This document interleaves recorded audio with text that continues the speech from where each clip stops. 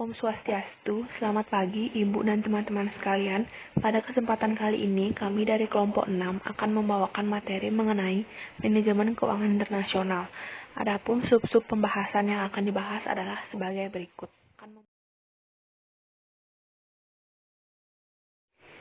Baik, langsung saja kita mulai dengan sub pembahasan yang pertama yang akan dibawakan oleh penyaji pertama. Perkenalkan, nama saya Niko Mangayunda Widiantari, NIM 1817051287. Di sini, saya akan membawakan materi mengenai isu-isu keuangan dalam perdagangan internasional. Dalam setiap transaksi bisnis, penjual dan pembeli harus menegosiasikan dan mencapai perjanjian atas isu-isu yang mendasar seperti harga, kuantitas, dan tanggal pengiriman. Perusahaan internasional jauh menghadapi tantangan yang lebih kompleks dibandingkan dengan perusahaan domestik. Dalam setiap transaksi bisnis yang melibatkan antara penjual dan pembeli dari dua negara, pastinya akan menimbulkan beberapa isu seperti mata uang apa yang akan digunakan dalam bertransaksi. Yang kedua itu kapan dan bagaimana mengecek kredit. Yang ketiga itu bentuk pembayaran apa yang digunakan dan bagaimana mengatur pembiayaan. Baik, di sini saya akan sedikit menjelaskan mengenai isu-isu yang baru saja saya utarakan. Seperti yang pertama yaitu pilihan mata uang. Permasalahan yang unik dihadapi oleh perusahaan internasional adalah memilih mata uang mana yang akan digunakan dalam bertransaksi. Karena yang pertama yaitu eksportir dan importir biasanya memiliki pilihan yang jelas dan bertentangan dalam menentukan mata uang mana yang akan digunakan dalam bertransaksi. Yang kedua yaitu eksportir biasanya lebih suka terhadap mata uangnya. Yang ketiga yaitu importir biasanya lebih suka terhadap negaranya. Dan yang terakhir yaitu eksportir dan importir memiliki pilihan untuk menggunakan mata uang ketiga. 2. Pengecekan kredit.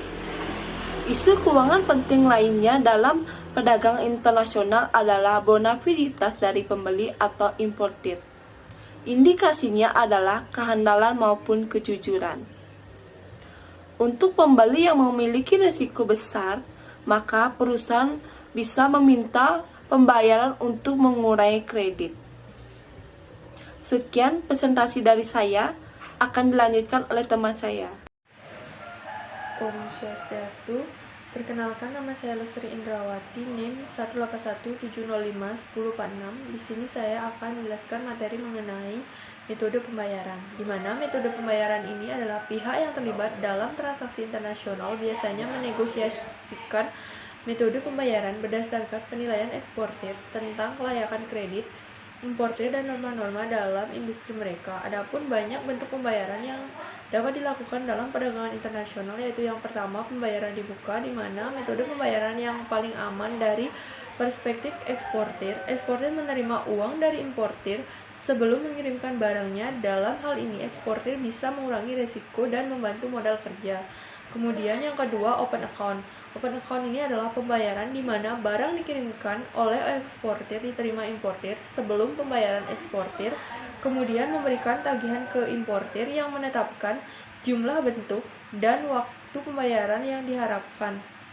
Kemudian yang ketiga yaitu documentary collection, di mana bank komersial bertindak sebagai perantara untuk memudahkan proses pembayaran sesuai permintaan pembeli. Kemudian yang keempat, letter of credit, di mana letter of credit ini surat yang dikeluarkan oleh opening bank atas permintaan importir yang ditujukan kepada eksportir dan memberi hak kepada eksportir untuk menarik wesel atau sejumlah uang setelah eksportir memenuhi syarat-syarat yang tercantum dalam letter of credit. Kemudian adapun keuntungan bagi eksportir yaitu menghilangkan risiko kredit, mengurangi bahaya penundaan pembayaran karena pengendalian nilai tukar atau tindakan politik lainnya, mengurangi ketidakpastian. Adapun keuntungan bagi importir, yaitu pembayaran dilakukan jika kondisi yang ditetapkan dalam letter of credit terpenuhi. Setiap dokumen yang diperlukan telah diinspeksi secara teliti oleh orang yang berpengalaman. Kemudian importir dalam meminta jangka waktu pembayaran kredit yang lebih baik. Kemudian yang kelima yaitu counter trade, di mana counter trade ini bentuk transaksi bisnis internasional dengan imbal beli, di mana para pihak menerima sesuatu selain uang sebagai pembayaran atas barang dan jasanya. Baik, sekian materi yang dapat saya sampaikan. Selanjutnya akan dijelaskan oleh teman saya. Om Swastiastu. Baik, terima kasih atas kesempatan yang telah diberikan kepada saya. Nama saya Lugiantini Putri, NIM 1044. Di sini saya akan melanjutkan materi 13.2 mengenai mengidentifikasi dan mengelola resiko nilai tukar. Jadi, perusahaan ini dipengaruhi oleh perubahan kurs yang biasa disebut dengan exposure. Secara khusus, perusahaan multinasional menghadapi exposure transaksi, translasi, dan ekonomi yang berubah akibat kurs falas dan mempengaruhi perusahaan dalam era yang berbeda. Nah, di sini ada terdapat 3 pengaturan nilai tukar. Yang pertama ada page exchange rate, di mana peraturan ini mata uang negara-negara tersebut dipautkan pada satu mata uang atau sekelompok mata uang tertentu. Yang kedua ada limited flexibility arrangement. Peraturan ini di mana nilai tukar memiliki fleksibilitas terbatas dibandingkan dengan baik satu mata uang ataupun sekelompok mata uang tertentu. Yang ketiga, ada more flexible arrangement. Peraturan di sini cukup fleksibel, termasuk di dalamnya mata uang yang di-floating seperti renminbi RRC. Selanjutnya, ada 4 ekspor nilai yang dihadapi oleh perusahaan internasional. Yang pertama ada exposure transaksi. Dalam melakukan kegiatan ekspor impor, pihak yang harus membayar atau menerima mata uang asing di masa depan mengemban resiko bahwa mata uang itu akan berubah nilainya sehingga dapat merugikan. Resiko ini berasal dari transaksi-transaksi pembelian dari pemasok asing atau penjualan kepada konsumen asing. Yang kedua ada exposure netting. Exposure netting ini adalah menerima dengan posisi terbuka 2 mata uang atau lebih yang dianggap setara satu sama lain sehingga tidak memerlukan lindung nilai internal maupun eksternal. Ada 2 cara untuk melakukan exposure netting ini. Yang pertama adalah kelompok mata uang atau currency group, dan yang kedua ada gabungan dari mata uang yang kuat dengan mata uang yang lemah. Yang ketiga ada exposure translasi atau translation export. Translasi ekspor ini adalah dampak fluktuasi nilai tukar pada laporan keuangan konsolidasi yang mengubah nilai anak perusahaan luar negeri jika diukur dalam mata uang induk perusahaan. Nah, jika nilai tukarnya adalah tetap, maka translation ekspornya tidak akan terjadi. Lalu yang terakhir ada exposure ekonomi. Exposure ekonomi ini yaitu dampak perubahan nilai tukar yang tidak diantisipasi pada nilai operasi perusahaan. Jadi fluktuasi nilai tukarnya yang tidak diantisipasi dapat mempengaruhi keseluruhan penjualan dan profitabilitas di banyak pasar. Sekian materi yang dapat saya sampaikan. Terima kasih. Di sini saya akan melanjutkan materi. Nama saya Koni Wardana dengan NIM 1096. Saya akan membawakan materi tentang manajemen modal kerja. Manajemen modal kerja ini merupakan aktivitas yang berkaitan dengan pengelolaan keuangan, dan dalam artian ini merupakan manajemen anggaran dana yang terdapat dalam suatu instansi atau perusahaan. Nah, manajemen modal kerja ini memiliki 4 tujuan, yaitu yang pertama, mempercepat pengumpulan piutang, kemudian memperlambat pembayaran jangka pendek, kemudian mengalokasikan dana secara optimal, dan yang terakhir yaitu memperoleh profit maksimum untuk investasi kelebihan dana jangka pendek. Nah, selanjutnya, Dalam hal pengumpulan modal ini terdapat beberapa hal yang menjadi pertimbangan untuk mengambil keputusan. Yang pertama yaitu dalam mata uang apa modal tersebut akan dihimpun, kemudian perkiraan jangka panjang mengenai kekuatan dan kelemahan mata uang tersebut, kemudian berapa uang yang akan berbentuk modal ekuitas berupa saham, dan berapa modal kredit dengan menjual obligasi. Kemudian jika keputusan harus menggunakan salah satu dari pasar modal dunia, maka harus dicari pasar dengan biaya terendah yang dapat dicapai. Dan yang terakhir yaitu berapa uang yang diperlukan perusahaan dan untuk berapa lamakah sumber-sumber uang lain yang tersebut tersedia. Adapun manajemen modal kerja dalam pengelolaan keuangan internasional yaitu yang pertama, meminimalkan jumlah kas perusahaan domestik maupun multinasional yang harus menyeimbangkan kepemilikan kas agar sesuai dengan kebutuhan. Salah satu cara yang dapat dipakai oleh perusahaan multinasional adalah dengan manajemen kas tersentralisasi. Yang kedua yaitu meminimalkan biaya konversi mata uang anak perusahaan multinasional yang secara umum memiliki transaksi dalam mata uang dari berbagai negara. Dan yang ketiga yaitu meminimalkan resiko nilai tukar, di mana seringkali perusahaan menggunakan strategi leads and lags, yaitu mempercepat atau memperlambat pembayaran utang. Kemudian terkait rencana investasi baru, biasanya pengelola keuangan melakukan evaluasi dengan berbagai metode. Ada 3 metode. Yang pertama yaitu ada NPV atau Net Present Value, di mana NPV ini merupakan selisih antara pengeluaran dan pemasukan yang telah didiskon dengan menggunakan Social Opportunity Cost of Capital sebagai diskon faktor. Yang kedua yaitu ada IRR atau Internal Rate of Return, yang merupakan suku bunga yang menyamakan jumlah nilai sekarang dari penerimaan yang diharapkan akan diterima dengan jumlah nilai-nilai sekarang dari pengeluaran untuk investasi. Dan yang ketiga yaitu payback period. Payback period ini merupakan periode yang diperlukan untuk dapat menutup kembali pengeluaran investasi dan menggunakan aliran kas atau neto atau profit. Sekian materi dari Terima kasih kepada penyaji sebelumnya. Di sini saya akan menjelaskan tentang sumber-sumber investasi internasional. Penanaman modal asing di Indonesia diatur dalam Undang-Undang Nomor 25 Tahun 2007 tentang penanaman modal.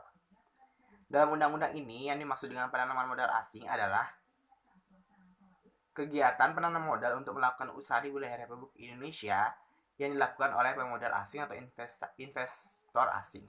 Di sini investor asing bisa melakukan penanaman modal dalam keseluruhan maupun juga berpatungan. Nah, sumber-sumber investasi internasional dapat berupa yang pertama ada investasi portofolio, dan yang kedua itu adalah investasi langsung. Nah, investasi portofolio ini dilakukan melalui pasar modal dengan membeli surat-surat berharga berupa saham ataupun obligasi. Selanjutnya ada investasi langsung atau foreign direct investment, merupakan bentuk investasi dengan jalan membangun, membeli total ataupun mengakuisisi sebuah perusahaan. Sumber-sumber dana yang tersedia dapat diklasifikasikan menjadi: yang pertama, dana yang diperoleh secara internal perusahaan afiliasi. Yang kedua, dana yang berasal dari grup perusahaan yang sama. Yang ketiga adalah dana yang berasal dari eksternal grup perusahaan afiliasi. Dan yang keempat itulah dana yang berasal dari depresiasi ataupun laba ditahan perusahaan internal afiliasi. Dana yang berasal diperoleh dari grup perusahaan yang dapat terdiri dari yang pertama ada dana dari perusahaan induk berupa investasi ekuitas dalam uang tunai maupun barang real, pinjaman tunai, lead, dan legs. Kedua, pinjaman dari luar negeri atau di luar negara induk yang dapat berupa utang dalam mata uang lokal. Yang kedua itu adalah uang dalam mata uang negara ketiga ataupun dalam utang dalam EU currency. Dan yang ketiga, saham lokal yang berasal dari pemegang saham lokal perseorangan dan mitra pautangan. Sekian yang dapat saya sampaikan. Terima kasih. Perkenalkan, saya Dwi Paramita akan melanjutkan presentasi selanjutnya. Dalam praktiknya, pasar keuangan internasional tidak pernah sempurna, dalam arti harga yang tercipta tidak murni akibat pertemuan antara permintaan dan penawaran. Akibatnya, terjadilah distorsi terhadap harga pasar. Distorsi dalam pasar keuangan internasional muncul karena beberapa hal. Yang pertama yakni pajak. Banyak perusahaan yang mempertimbangkan bahwa pembiayaan dengan utang lebih rendah daripada pembiayaan dengan modal sendiri.